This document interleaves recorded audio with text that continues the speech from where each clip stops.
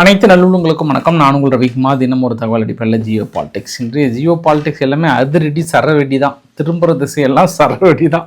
எங்கேயும் கேப்பே இல்லை, கொஞ்சம் கூட கேப்பே இல்லை. எல்லாம் ஆளாளுக்கு பிரித்து மேயிறாங்க, அவங்கவுங்க வீடியோ பதிவாக வெளியிட்டு தள்ளுறாங்க. அதனால் நம்ம அப்படி ஓரமாக இருந்து எட்டி பார்த்துக்க வேண்டியதுதான். வாங்க உங்களையும் கூட்டிகிட்டு போகிறேன் நான். நீங்களே போய் பாருங்கள்.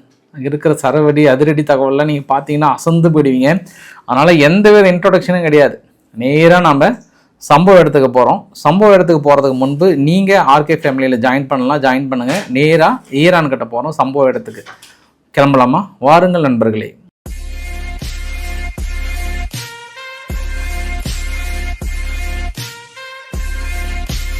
முதல் வீடியோ பதிவு இது IRGC வெளியிட்டாங்க.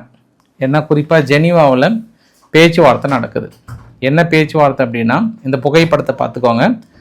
IAEA சீஃப் அவரும் ஈரானுடைய வெளியுறவுத்துறை அமைச்சர் அராக்சி அவர்களும் பேச்சுவார்த்தை நடத்திட்டு இருக்காங்க. இது செகண்ட் ரவுண்டு பேச்சுவார்த்தை. பட் நம்ம என்ன புரிஞ்சுக்கலாம்னா, இந்த இரண்டாம் கட்ட பேச்சுவார்த்தையில் இதற்கு முன்பு பேசின ஜெரால்டு குஷ்னர் அவர்களையோ இல்லை அமெரிக்காவுடைய தலைவர் விக்ஸாப் அவர்களோ யாருமே கிடையாது. இவர் IAEA தலைவர் பேசுகிறார். ஏன்னா பிரதானமாக அந்த பேச்சுவார்த்தை நம்ம எப்படி எடுத்துக்கலாம்னா, இரண்டு தரப்புலையும் வைக்கப்படுகிற முதன்மையான கோரிக்கை அங்கே இருக்கக்கூடிய நியூக்ளியர் ரியாக்டர் மீதி எல்லாமே அமெரிக்காவோட கட்டுப்பாட்டுக்கு வரணுன்றதுனால தான் இந்த பேச்சுவார்த்தை நம்ம எடுத்துக்கலாம். சரி, அப்போது ஓரளவுக்கு ஸ்மூத்தாக போகுது அப்படின்னு நினச்சோம்னா, இந்த ஸ்டேட் ஆஃப் ஹார்ம்ஸ் பகுதி இருக்கு இல்லையா, அந்த பகுதியில் திடீர்னு ஈரான் நோட்டம் அனௌன்ஸ் பண்ணிட்டாங்க. இது நேற்றே பிளான் பண்ணது தான். அவங்க அனௌன்ஸ் பண்ணதுக்கப்புறம் இந்த போர் பயிற்சிகளை அவங்களோட IRGCனுடைய காரனுடைய தலைமை பொறுப்பில் இருக்கிறவர் கிளீனாக வாட்ச் பண்ணுறாரு.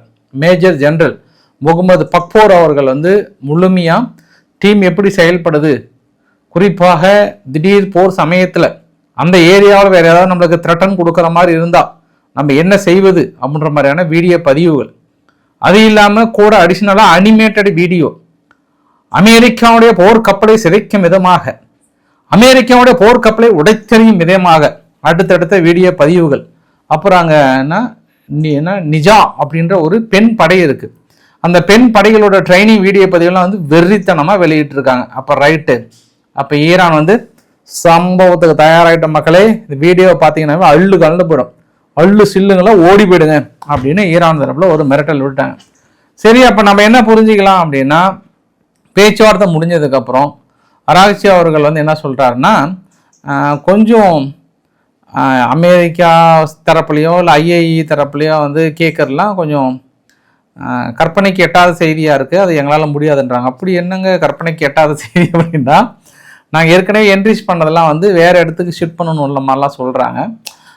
ஆனால் அது கொஞ்சம் வாய்ப்பு தான் இல்லைங்க அப்படின்ட்டாங்க. அவங்களுடைய ஈரானுடைய ஸ்பீக்கர் லர்ஜானி அவர்கள் என்ன சொல்லிட்டாருன்னா, நாங்கள் ஒன்லி ஒரே ஒரு டிஸ்கஷன் மட்டும்தான், இந்த ஆயுதம் குறைக்கிறது அதெல்லாம் வாய்ப்புகளே கிடையாது. எங்களோட முதன்மை எதிரி யார்? இஸ்ரேலை தாக்கல் நடத்துறதுக்காக தான் நாங்கள் மிசைல்ஸ் வச்சுருக்கோம். நீங்கள் அதையே குறைக்கிறீங்க அப்படின்னா அது ஆகிற காரியம் இல்லைங்க, மறுபடியும் அதை பற்றிலாம் பேசாதீங்கன்ட்டாங்க. அப்போ ஒரு லெவலுக்கு அப்படியே நின்றுட்டாங்க. இந்த பக்கம் மற்றொரு வீடியோ பதிவு உங்களுக்கு. இந்த வீடியோ பதிவு நேற்றும் இன்றும் இஸ்ரேல் போர் பயிற்சிகளில் ஈடுபட்டிருக்காங்க. இந்த இஸ்ரேல் ஈடுபட்ட போர் பயிற்சிகளில் ஆல்மோஸ்ட் ஒரு 60க்கும் மேற்பட்ட F-35 போர் விமானங்களும் F-15 போர் விமானங்களும் ஒரே சமயத்தில், அப்புறம் தொலைதூரத்தில் பயணம் பண்ணும்போது ரீஃபியூல் பண்ண முடியுதா, அட்டாக் பண்ண முடியுதா அப்படின்னு மிகப்பெரிய ஒரு போர் பயிற்சியை பண்ணுறாங்க. சைமல்டேனியஸாக, அதாவது லாங் ரேஞ்ச் மிசைல்ஸ் எல்லாம் எதிரிகளோட டெரிட்டரி போயிட்டு அடிக்க முடியுமா, பிரித்து மேய முடியுமா அப்படின்னு அவங்க ஒரு வீடியோ பதிவாக வெளியிட்டாங்க இன்றைக்கி. அது போர் பயிற்சிகள். அப்போ இதை சம்பவம் நம்பர் 2. சம்பவம் நம்பர் 3 மற்றொரு வீடியோ பதிவு. இது யார் அப்படின்னா, ஹெஸ்போல்லா இன்னைக்கு வெளியிட்டாங்க வீடியோ பதிவு. ஹெஸ்போல்லா என்ன சொல்லிட்டாங்கன்னா, we will not abandon, the option is on resistance. விட்டு பொழக்க போகிறோங்க, உங்களை விறகு பொழக்கிற மாதிரி பொழக்க போகிறோன்ட்டாங்க. இப்போ நாங்களும் உள்ள களத்தில் வரங்க போகிறோம். எத்தனை நாள் தான் நாங்களும் பொறுமையாக இருக்கிறது? நாங்களும் குனிய நீங்கள் கொட்டிகிட்டே இருக்கீங்க, இருக்கப்பெல்லாம் நாங்கள் அமைதியாக இருக்க மாட்டோம், பிரித்து மேய போகிறோம். நீங்கள் ஈரான் மீது அடிச்சிங்கன்னா நாங்கள் அமைதியாக இருக்க மாட்டோம், இனி எங்கள் வேலைத்தனத்தை காட்ட வேண்டியது இருக்கும்.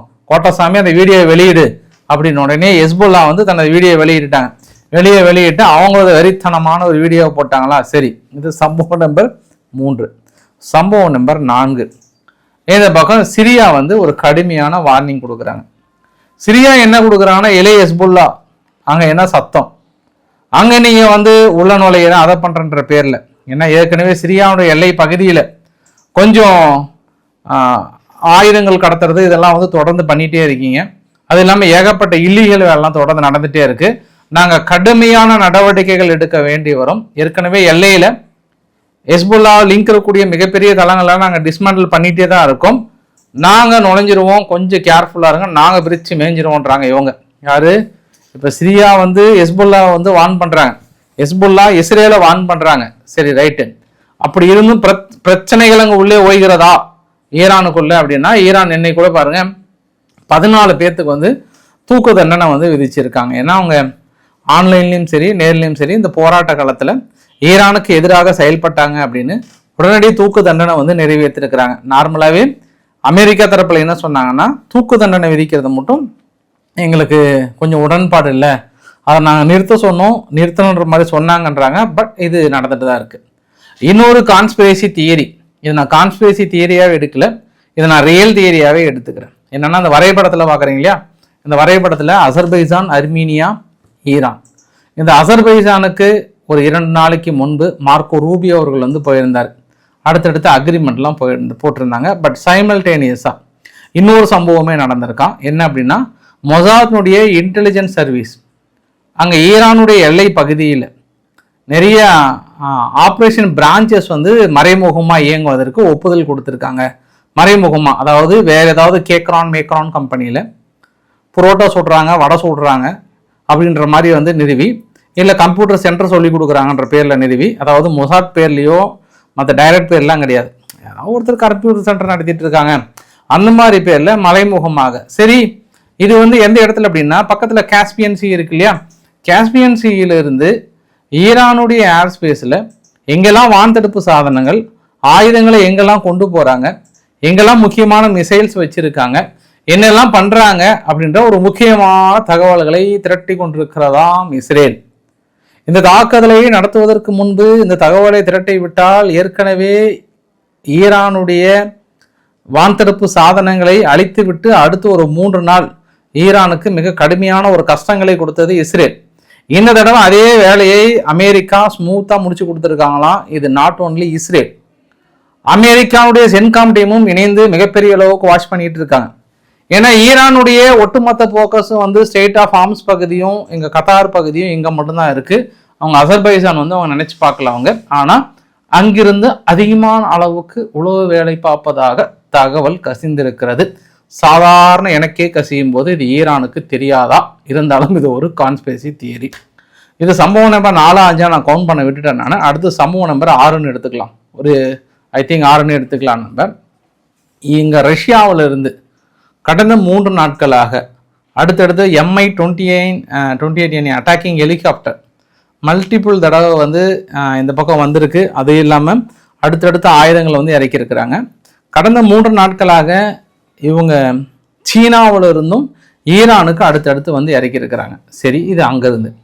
இந்த பக்கம் இருந்து, அதாவது அமெரிக்காவில் இருந்து கடந்த ஜனவரி 15 இன்றைக்கி 16, இந்த 2 ஒரே நாளில் மட்டும் அட்லீஸ்ட் 163 அமெரிக்காவுடைய C-17 and C-5 heavy airlift flight வந்து மூவ் ஆகிருக்கு.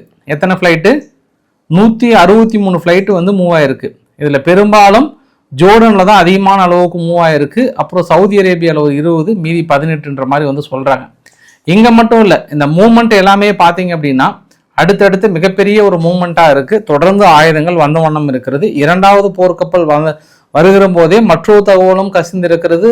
இந்த கப்பல் வந்து ரீச் ஆனால் இன்னொரு கப்பல் வந்து ஒரு 2-3 வாரம் போர் பயிற்சியில் ஈடுபட்டிருக்காங்களா, அவங்களையும் வர சொல்கிறாங்களாம். ஈரான் நோக்கி வந்து வந்துட்டு இருக்குன்ற மாதிரி சொல்கிறாங்க. அப்புறம் அடுத்த ஒரு முக்கியமான தகவல் என்னன்னா, ஈரான் இருக்கக்கூடிய டீச்சர்ஸ்னுடைய யூனியன் வந்து நேஷன் வைடு ப்ரோட்டஸ்ட் கால்ஃபர் பண்ணியிருக்காங்க 17ஆம் தேதி. 17 இல்லை 18ஆம் தேதி நினைக்கிறேன் நான். ஐ திங்க் டேட் உங்க மென்ஷன் பண்ணல, பட் நான் பார்த்தது தான். எதுக்காகனா, நிறைய அந்த அமைதி ஊர்வலத்தில் குழந்தைகள் எல்லாம் நிறைய பேர் வந்து கொல்லப்பட்டிருக்கிறாங்கன்ற காரணத்திற்காக. பட் ஈரான் இதை அடைக்கிடுவாங்கன்னு நினைக்கிறேன் நான். ஏன்னா மறுபடியும் ஒரு போராட்டம் வெடிச்சு அது பெரிய பிரச்சனையாயிடும். அமைதி வழியில் அனௌன்ஸ் பண்ணுறாங்களா அப்படின்றத பொறுத்திருந்து பார்க்கலாம். இது கூடுதல் தகவல். அப்புறம் ஈரானுடைய லா மேக்கர்ஸ் எல்லாமே வந்து அங்கே ஜெர்மனியினுடைய அம்பாசிடர் மீதி எந்தெந்த நாட்டில் வந்து குறிப்பாக ரேசா பலாவி அவர்களுக்கு ஆதரவாக இங்கே ஆளுகின்ற அரசுக்கு எதிராக போராட்டங்களை நிகழ்த்தினார்களோ எல்லாத்தையும் கூப்பிட்டு சம்மன் அனுப்பி என்ன பிரச்சனை, ஏன் எங்களை எதிர்த்து போராட்டம் பண்ணுறது, நீங்கள் எப்படி அலோவ் பண்ணுறீங்க, எங்கள் எம்பசிக்கு வெளியே நீங்கள் எப்படி நீங்கள் போராட்டம் பண்ணலாம்ன்ற மாதிரி வந்து சம்மன் அனுப்பி கேளுங்களேன்றாங்க. பட் ஐரோப்பாலாம் என்ன சொல்லுவாங்க அப்படின்னா, ஏப்பா நான் ஏற்கனவே நீங்கள் தடை செய்யப்பட்ட தீவிரவாதின்னு அனௌன்ஸ் பண்ணிட்டோம், நான் எதுக்குப்பா உங்ககிட்ட சொல்லணும் அப்படின்னு அவங்க சொல்லுவாங்க. ஏன்னா அவங்க ஒரு 4 நாள் 5 நாளைக்கு முன்பு தான் ஐஆர்ஜிசியை ஈரான் ரெவல்யூட்டரி கார்டை வந்து தடை செய்யப்பட்ட தீவிரவாத இயக்கம் என்று அனௌன்ஸ் பண்ணிட்டாங்க. அதனால் அவங்க சம்மன் அனுப்பி கேட்டால் கூட அது யூரோப்பிய யூனியனோ இல்லை இவங்க அமெரிக்கா தரப்புலையோ என்ன பதில் தெரியும். ஏன்னா ஆஸ்திரேலியாவோட பெரிய போராட்டங்கள் கூடியது, ஐரோப்பா முழுவதும் போராட்டங்களை பார்க்க முடிஞ்சது, அப்புறம் அமெரிக்காவில் இந்த போராட்டங்களை பார்க்க முடிஞ்சது, அப்புறம் ஜப்பானில் கூட ஒரு சில பகுதிகளை பார்க்க முடிஞ்சது. இப்போ சீனுக்கு யார் வருது அப்படின்னா ஆப்கானிஸ்தானுடைய வெளியுறவு விவகாரத்துறை அமைச்சர் என்ன சொல்லிட்டாருன்னா, நாங்கள் ஈரானுக்கு உதவி செய்ய தயாராக இருக்கிறோம் அப்படின்ட்டாங்க. உடனே எல்லாத்துக்கும் என்னப்பா நீங்களும் போரிட போறீங்களா அப்படின்னு அவரு கொஞ்சம் ஷாக் ஆகிட்டார். இல்லை பொறுமையாக இல்லை, இப்படி ஒரு அறிவிப்பு கொடுத்த உடனே நீங்கள் பாட்டுக்கு அவசரப்பட்டு செய்தியில் அவ்வளோதான் ஆப்கானிஸ்தான் ஈரானுடன் அழிக்க போகிறதா அப்படிலாம் எழுதுறாதீங்க. பீரியாரிட்டி பேஸில் பேச்சுவார்த்தை நடத்தி அமைதி கொண்டு வரதுக்கு ட்ரை பண்ணுவோம். ஏன்னா 12 நாள் யுத்தமே வந்து பெரிய அளவுக்கு பாதிப்புகள் ஏற்பட்டிருக்கு. அதனால் இந்த பீரியாரிட்டியில் ஆனால் நாங்கள் அமெரிக்காவுக்கு எதிராக ஈரானுக்கு பக்கபலமாக இருப்போம், ஆனால் இந்த கான்ஃப்ளிக்டை வெளியே வராத மாதிரி நாங்கள் பார்த்துக்கோன்றாங்க. சரி, அடுத்த சம்பவம் ஒன்று, அதாவது தெஹரன் அப்படின்ற ஒரு வெப் சீரியஸ் ஆப்பிள் டிவியில் இருக்குது. இப்போ ரீசெண்டாக ஹிந்தியில் கூட தெஹரன் ஒரு படம் வந்தது, ஒரு பாம்பிளாஸ்ட் வரும், அது ஈரானை தொடர்புபடுத்துகிற மாதிரி ஒரு சில சம்பவம் நடக்கும், இன்வெஸ்டிகேஷன் மாதிரி ஒரு படம் வந்தது. ஆனால் இது கிடையாது. இதற்கு முன்பே 2025 ஆப்பிளுடைய சீரியஸில் இப்போ ஹாட்ஸ்டார் மாதிரி இருக்குல்ல, அதே மாதிரி ஆப்பிளில் வந்து தெஹரன் அப்படின்ற ஒரு வெப் சீரிஸ் வந்து வெளியிட்டிருந்தாங்க. அந்த வெப் சீரிஸோட ப்ரொடியூசர் ப்ளஸ் டைரக்டர் ரெண்டுமே அவங்க தான். வயசு அவங்களுக்கு ஆல்மோஸ்ட் ஒரு 48லேருந்து 50 வயசு இருக்குன்னு சொல்கிறாங்க. அந்த தெஹரனுடைய ப்ரொடியூசர் கிரீஸில் ஒரு ஹோட்டலில் மர்மமான முறையில் இறந்துருக்கிறாராம். நார்மலாகவே அந்த வெப் சீரிஸ் முழுக்க இஸ்ரேலினுடைய ஸ்பை தெஹரனுக்குள்ளே போயிட்டு எந்த அளவுக்கு தனது வேலைகளை கச்சிதமாக முடிச்சாங்கன்ற அடிப்படையில் வந்து எடுத்திருந்தாங்க. அதனால் மேபி யாராவது அமெரிக்கா தான் மணி இருக்குமான்ற கோணத்தில் ஒரு பெரிய ஒரு சம்பவமாக பார்த்துக்கிறாங்க கிரீஸில்.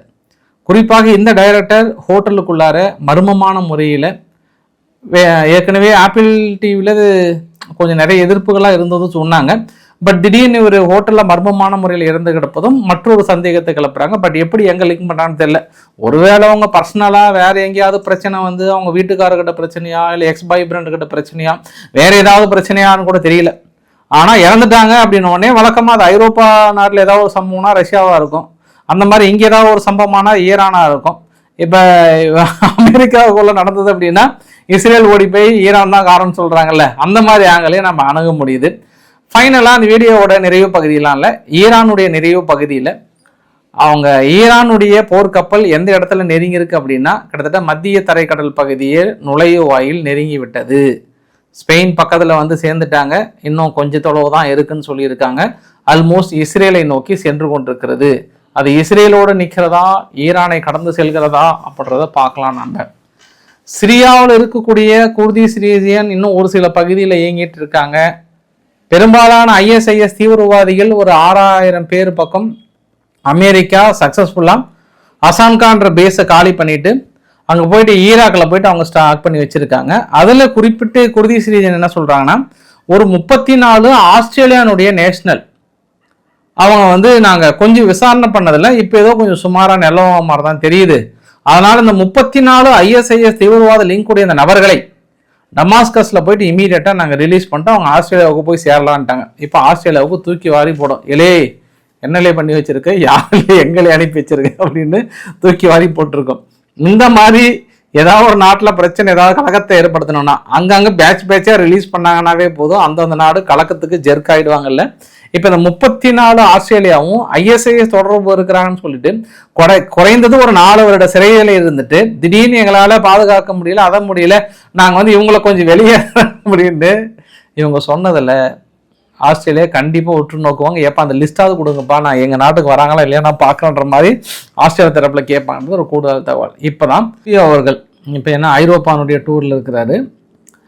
நேற்று ஸ்லோவக்கியா போய் பார்த்தாரு, இன்றைக்கி வந்து ஹங்கேரி பார்க்குறாரு.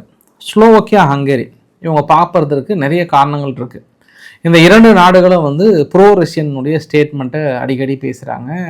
நிறைய ஐரோப்பாவுடைய விஷயங்கள்லாம் எதிராக எடுக்கிறாங்க. அது ரஷ்யா ஹங்கேரி வந்து சொல்லவே தேவையில்ல. விக்டர் ஓர்பன் அவர்கள் ரொம்ப கொலகானில் இருக்கிறாரு உக்ரைன் மேலே.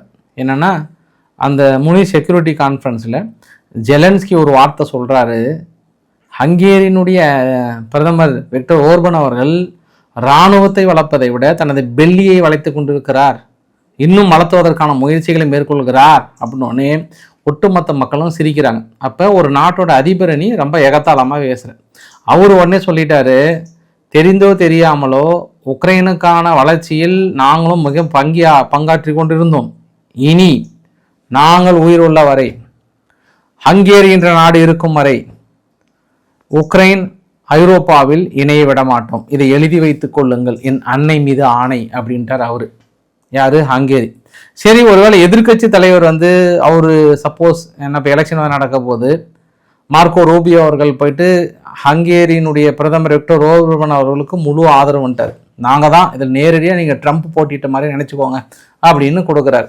அப்போ எதிர்கட்சியோட ஸ்டேட்மெண்ட் உக்ரைனுக்கு ஆதரவாக இருக்குமா, ஐரோப்பாவுக்கு ஆதரவாக இருக்குமானா எதிர்கட்சியினுடைய தலைவர் என்ன சொல்கிறாருன்னா அதே ஸ்டேட்மெண்ட் தான் நாங்கள் உக்ரைனுக்கு உதவி செய்கிறதோ இல்லை ஐரோப்பாவில் இணைகிறதோ நாங்கள் விடவே மாட்டோம்ட்டாங்க. அப்போ எல்லார் மனநிலையும் அப்படியே தான் இருக்குது. ஒட்டுமொத்த ஹங்கேரியோட மனநிலையும் உக்ரைனுக்கு எதிராக தான் இருக்கிறது. அதனால் அது கொஞ்சம் நம்ம சிறப்பு கவனிப்பாக பார்க்கணும். இப்போ அதனால் இப்படி ஒரு மனநிலையில் இருக்கக்கூடிய இவர் யார்? ஹங்கேரி. அது இல்லாமல் தொடர்ந்து எங்கள் ரஷ்யா கிட்டேருந்து கேஸ் வாங்கிட்டு இருக்காங்க சிறப்பு சலுகையின் அடிப்படையில். ஆனால் உக்ரைன் தடுத்துட்டாங்க, சுற்றி வளைச்சி வந்து சேர்ந்துட்டு இருக்கு இல்லையா. இப்போ அவங்களுக்கான எனர்ஜி செக்டாரை யார் உத்தரவாதம் கொடுக்குறாங்க? அமெரிக்கா போயிட்டு கொடுக்குறாங்க. ஏன்பா இப்படி சாப்பிட்டுட்டு இருக்க, வாப்பா 4 சுற்றி இப்படி சாப்பிடுப்பா, நான் உனக்கு அரேஞ்ச் பண்ணுறேன் வாப்பா அப்படின்னு அரேஞ்ச் பண்ணி கொடுத்துருக்காங்க. இப்போ அதனால் நீ எங்ககிட்ட வாங்குங்கன்றாங்க. லைக் நம்ம இந்தியாவுக்கிட்ட எப்படி அப்ரோச் பண்ணாங்களோ அதே மாதிரி தான் ஹங்கேரிக்கிட்டே அப்ரோச் பண்ணியிருக்காங்க. ஹங்கேரி வந்து இப்போதைக்கு சைன் பண்ணியிருக்காங்க. ஆனால் ஹங்கேரி வந்து ஒரு வார்த்தை சொல்கிறாங்க, நீங்களும் சீனாவும் இணைந்து செயல்பட்டீங்கன்னா நாட்டின் 2 மிகப்பெரிய சக்தி உள்ள நாடுகள் இன்னும் ரொம்ப சேஃபாக இருக்குன்றாங்க. இத்தனை நாள் அங்கே அணு உலைகள்லாம் வந்து பெரிய அளவுக்கு ரஷ்யா உதவி செஞ்சுட்டு இருந்தாங்க. பட் அந்த அணு உலைகளை இனி நாங்கள் அமெரிக்கா பக்கம் திருப்ப போகிறோன்ற மாதிரிலாம் சொல்லியிருக்காங்க. ஸோ போன இடத்துல கோட்டசாமி ரொம்ப தெளிவாக இருக்கிறாரு மார்க்கோ ரூபியோ அவர்கள். 2-3 கருத்துக்களை சொல்கிறாரு. நார்மலாகவே எங்கள் பிரதமர் வந்து எங்கள் அதிபர் வந்து போரை விரும்ப மாட்டார், ரொம்ப அற்புதமான ஒரு மனிதர், எல்லா வகையிலையும் வந்து ஏதாவது ஒரு சூழ்நிலையில் வாழ தடுக்கணும்னு தான் நினைப்பார். அவங்க வீட்டில் இப்போ சின்ன குழந்தைங்க இருந்தால் கூட சண்டை போட விட மாட்டார், இலே ஒதுங்களே அப்படின்னு சொல்லுவார். அந்தளவுக்கு ஒரு கனிவுள்ள மனிதர் அவர். அந்த மனிதர் ஆல்மோஸ்ட் ஈரான் பண்ணுறதை பார்த்தா இந்நேரம் யாராக இருந்தாலும் தாக்கல் நடத்தியிருப்பாங்க. ஆனால் நாங்கள் எல்லாம் ஒரு ஸ்டேட்மெண்ட் கொடுத்தா கூட ட்ரம்ப் சொல்கிறாராம், இல்லை கொஞ்சம் டைம் கொடுக்கலாம், கொஞ்சம் ஸ்பேஸ் கொடுக்கலாம், கொஞ்சம் ஓகே. ஃபஸ்ட்டு பேச்சுவார்த்தை ஃபெயிலியர் ஆனதுக்கப்புறம் கூட எல்லாருமே ஓகே பண்ணிட்டாங்களாம். ஆனால் அவர் இல்லை போகலாம், இன்னும் 1 மாதம் கூட போகலாம், கண்டிப்பாக வருவாங்க அப்படின்னு சொல்லலாம். அதனால் கடைசி முயற்சி வரை ஈரானிடம் பேச்சுவார்த்தை நடத்தி கொண்டிருக்கிறோம். ஆனால் ஈரான் கொஞ்சம் ரொம்ப டஃப் கொடுக்குறாங்க, புரிஞ்சிக்கவே முடியல எங்களால். அவங்க கொஞ்சம் ஓகே பண்ணுறது கஷ்டம்தான், ஆனால் நாங்கள் முயற்சி பண்ணிகிட்டு இருக்கோம். வார் வந்து எஸ்கலேட் ஆகக்கூடாதுன்னு நினைக்கிறாங்க. எல்லாத்துக்கும் தோணும், இப்படி பேசின உடனே வெனிசுலாவை பற்றி உங்களுக்கு தோணும். வெனிசுலா நாங்கள் பண்ணது, அங்கே மதுராவை தூக்கிட்டு வந்து வச்சது, பெரும்பாலான நாடுகள் எங்களுக்கு எகெயின்ஸ்டாக இருக்கீங்கன்னு தெரியும். ஆனால் எங்களுடைய இன்டர்னல் செக்யூரிட்டிக்காக நாங்கள் பண்ணுறது எல்லாமே எங்களுக்கு கரெக்டுன்னு தான் தோணும். நாங்கள் பண்ணுறது கரெக்டு தான். நீங்கள் என்ன நினைக்கிறீங்கன்றது எங்களுக்கு முக்கியம் கிடையாது. எங்கள் நாட்டோட செக்யூரிட்டிக்கு நாங்கள் என்ன பண்ணுறோம், நாங்கள் என்ன நினைக்கிறோம் தான் முக்கியம். அதை பற்றி ஐ டோன்ட் கேர் அப்படின்ட்டார். ஏன்னா நிறைய நாடுகள் எல்லாமே இப்போ வந்து ஐரோப்பாவிலிருந்து அத்தனை நாடுகளும் அமெரிக்காவை தவிர இதற்கு எதிர்ப்பு தெரிவிச்சிருக்காங்க கம்ப்ளீட்டாகவே. அதற்கு அவங்க சொல்லிட்டாங்கன்னா அதுக்கெல்லாம் நாங்கள் கவலைப்படவே மாட்டோம், போய் வேலையை போகிறோங்கன்ற மாதிரி வந்து சொல்லிட்டாங்க. அதுக்கப்புறம் நம்ம என்னங்க பேசுறது? என்னங்க பேசுறது, அந்த டாப்பிக்கே விட்டுற வேண்டியதாங்க. நம்மளுக்கும் மரியாதை இல்லாத இடத்துல நம்ம அந்த டாப்பிக்கை நிறுத்திக்க வேண்டியதான். நம்மளையும் பார்த்து இப்படி கேட்கும்போது என்ன சொல்ல முடியும்? அதனால் நம்ம நேராக ரஷ்யா கிட்ட போயிடலாம் வாங்க. பட் ரஷ்யா கிட்ட போகும்போது தான் எனக்கு கொஞ்சம் சொல்கிறதுக்கு கொஞ்சம் ஷேக் ஆகுது. ஏன்னா இது வரைக்கும் ரஷ்யாவை எதிர்க்கிற ஒரு நாடு தைரியமான ஒரு நாடு அப்படின்னு பார்த்தோன்னா இப்போ ஒட்டுமொத்த நேட்டோ நாடுகளும் யோசனை பண்ணுறாங்க. அமெரிக்கா எல்லாமே யோசனை பண்ணும்போது ஒத்த நாடு வந்து ஒரு ஸ்டேட்மெண்ட் கொடுக்குறாங்க. அந்த நாட்டோட ஃபாரின் மினிஸ்டர் என்ன சொல்கிறாருன்னா, ஏதாவது ஒரு சம்பவம், ஏதாவது ஒன்று எங்கள் நாட்டுக்குள்ளே சப்போஸ் ஒரு சின்ன சம்பவம் ஏதாவது நடந்துச்சுன்னா, இப்போ உக்ரைனில் நடந்த மாதிரி பிரித்து மேய்ஞ்சி மாஸ்கோவே இருக்காதுன்ட்டார்.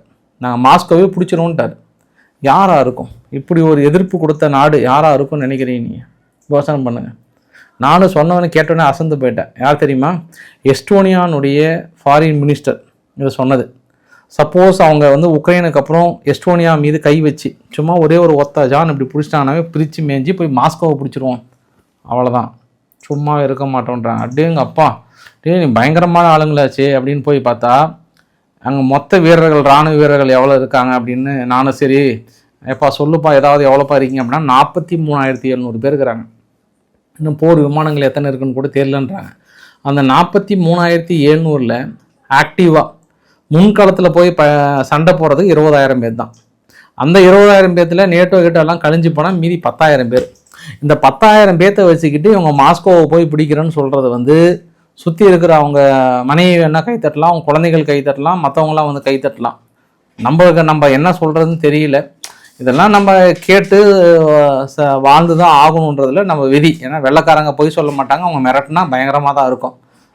இது மாதிரி ஏதோ ஒரு படத்தில் சொல்லுவாங்களே, பெண்கள், கர்ப்பிணி பெண்கள், இதயம் பலவீனமானவர்கள் எல்லாம் இந்த யுத்தத்துலேருந்து தள்ளி போயிடுங்க அப்படின்னு சொன்ன உடனே டப்புன்னு தலைமை, ஏய் என்னடா பேசணும் தப்புன்னு தட்டு அடிப்பாங்களே, அந்த மாதிரி சுச்சுவேஷனில் இருந்துக்கிட்டு இங்கே இந்த மாதிரி டைலாக் தேவையான்னு என் மனசுக்குள்ளே தோணுச்சு. இப்போ நேற்று கூட சொன்னாங்க, ஃப்ரெஞ்சினுடைய எம்பி வந்து அவங்க ஸ்டேட்மெண்ட் நம்ம எக்ஸ்தலத்தில் ஒரு சில தகவல்கள் தொடர்ந்து பேன் பண்ண சொல்கிறோம், இருந்தாலும் அவங்க ஒளிபரப்பிட்டே இருக்கிறாங்க. இன்றைக்கி எக்ஸ்தலம் வேறு டவுனுங்க. நான் வீடியோ லேட் ஆனதுக்கு அதுவும் ஒரு காரணம். சும்மா 1 மணி நேரத்துக்கு மேலே பெரிய டவுன் ஆகிடுச்சு, ரொம்ப மாதிரி ஷேக் ஆகிடுச்சு, எப்படா ரெடியாகி வரும்ன்ற மாதிரி ஆகிடுச்சு. அதனால் நம்ம எவ்வளோ தடை விதிச்சும் அவங்க பண்ணிட்டேங்கிறாங்க. நம்ம ஏன் அமெரிக்கா மீது பொருளாதார போடக்கூடாது? ஏன் அமெரிக்காவை நம்ம முடக்கிற அளவுக்கு செயல்படுத்தக்கூடாதுன்றார். இவர் எந்த உலகத்தில் வாழ்கிறாரு தெரில. இவர் எங்கேருந்து வந்தார்? திடீர்னு ஏலியன்கிட்டேருந்து குதிச்சு வந்துருப்பாரான்னு தெரியல. இப்படி ஒரு ஸ்டேட்மெண்ட்டை கொடுக்குறாரு. பொருளாதார போட்டுருவாரா என்னன்னு தெரியல. திடீர்னு அமெரிக்காவுக்கு அப்புறம் ஒரு சக்தி வாய்ந்த நாடாக உருவெடுத்திருக்கிற யூகே என்ன சொல்கிறாங்கன்னா, ஆல்மோஸ்ட் அவங்க டிஃபென்ஸை வந்து 2029 தனது ஜிடிபியில் 3% செலவு பண்ணணும்னு நினச்சாங்களாம். இப்போ அதை இன்னும் கொஞ்சம் ரொம்ப சீக்கிரமாக பெருகிறாங்களாம். ஏன்னா இப்போ இவங்க தான் கனடாவை காப்பாற்ற வேண்டிய ஒரு சூழ்நிலை, கிரீன்லாந்தை காப்பாற்ற வேண்டிய ஒரு சூழ்நிலை. அதனால் கொஞ்சம் பொறுப்புணர்ந்து அதிகமான அளவுக்கு ஈடுபடுறோன்ற மாதிரி வந்து சொல்லியிருக்காங்க. அடிஷ்னல் தகவல் இந்த வீடியோ நிறைவு பகுதியில் நாளைக்கு பிரான்ஸ் அதிபர் மேக்ரான் அவர்கள் பாட்டியும் பேரனும் வந்து இறங்க போகிறாங்க. இறங்கும்போது கன்னத்தில் 2 அப்பு வாங்காமல் இருந்தாருன்னா சரி, மேக்ரான் அவர்கள் இறங்குறதுக்கு முன்பு HAMMER மிசைல்ஸ் இந்தியாவில் மேனுஃபேக்சர் பண்ணுவதற்கான ஒப்புதல் பெறுவதற்கான வாய்ப்புகள் நிறைய இருப்பதாக சொல்கிறாங்க. குறிப்பாக ரஃபேல் விமானங்களை பொருத்தி தாக்கல் நடத்துவதற்கும் நம்மளுடைய சுகோய் 30 MKலையும் பொருத்தி தாக்கல் நடத்துவதற்கும் ஆல்மோஸ்ட் மேக் இன் இந்தியா கான்செப்டில் சைன் பண்ணுறாங்கன்ற மாதிரி வந்து கேள்விப்பட்டேன். ஸோ பார்க்கலாம் பொறுத்து இருந்து. அடுத்து கனடா தனது பட்ஜெட்டில் பெரும் அளவுக்கு வந்து ஒதுக்குறாங்க டிஃபென்ஸுக்காக. பட் இந்த டிஃபென்ஸில் இறுதியாக முடிவு என்ன எடுத்திருக்காங்கன்னா, அமெரிக்காவை நம்பி எதுவும் இருக்கக்கூடாது, அமெரிக்கா இல்லாத டிஃபென்ஸை வந்து நம்ம உருவாக்கணுன்ற கான்செப்டில் அடுத்த ஒரு 5 வருஷத்தில் 2030க்குள்ளார ஆல்மோஸ்ட் ஒரு 80 பில்லியனும் 2035 500 பில்லியன் கான்செப்ட்லேயும் உருவாக்குறாங்க. பட் இது எந்த அளவுக்கு சாத்தியம் தெரியல, பொறுத்து இருந்து பார்க்கலாம். ஒரு வீடியோ நிறைய பகுதியில் ஒரு 2 விஷயம்.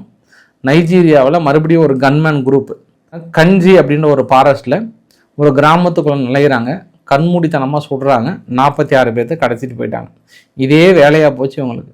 அது குறிப்பாக ட்ரம்ப் அவர்கள் சொன்னதுக்கப்புறம் நைஜீரியாவில் சர்வசாதாரணமாக சுட்டு தள்ளுறாங்க, அவங்க பிரித்து மேயிறாங்க, நிறைய மக்களை கொண்டு குவிச்சிட்ருக்காங்கன்ற ஒரு கூடுதல் தகவலாக சொல்ல முடியும். இன்றைக்கு ஓரளவுக்கான தகவலை கவர் பண்ண நினைக்கிறேன். பிடிச்சிருந்தால் லைக் பண்ணுங்கள், ஃப்ரெண்ட்ஸுக்கு ஷேர் பண்ணுங்கள், சப்ஸ்கிரைப் பண்ணுங்கள். ரவிக்குமார் சோம்பு சேனல். நன்றி, வணக்கம்.